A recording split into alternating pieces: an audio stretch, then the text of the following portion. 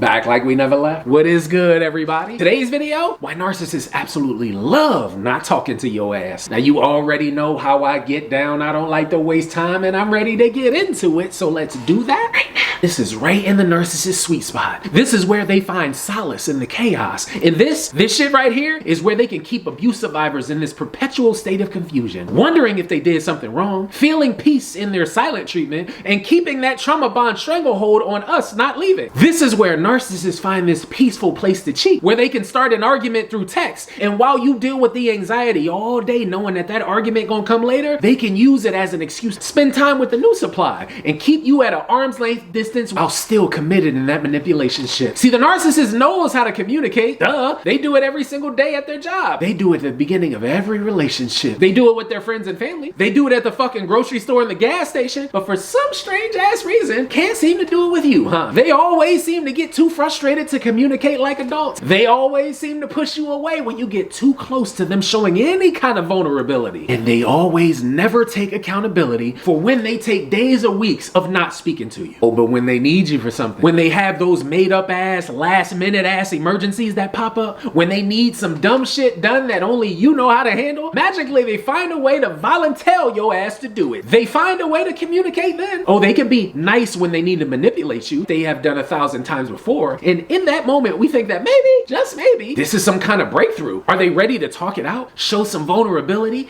empathy for you, what you've been dealing with? Or is this just another manipulative ass tactic to get you hyped up and let you all the way the fuck back down again? And if you stick around long enough, you'll eventually begin to accept 100% of the time the latter was always true. They didn't want to communicate because they operate out of fear and insecurity. They didn't want to communicate because being honest with you would have led you to make decisions that didn't align with their manipulative ass ways. This shit was always going to end in disaster. They were always going to let you down. And they were never going to be there for you, love you, or have compassion for any fucking thing you felt that was of importance to you. And there will be no difference in their life moving forward, no matter how many supplies, how much more money, success, fake ass accolades, and pats on the back they give themselves. They will never be enough for their damn self. So how in the entire fuck could they have ever been that for you? Wait, what? As always, thank you to every single one of you for tuning in and checking out this video today. If you're new to the channel, become official to the squad. Hit that subscribe button and that bell notification down bottom. Become an official part of a team that will always push you towards personal greatness. I'll be back soon with another new video, but in the meantime, have an amazing day. Stay strong and stay inspired, and as always, until I see you guys next time, peace.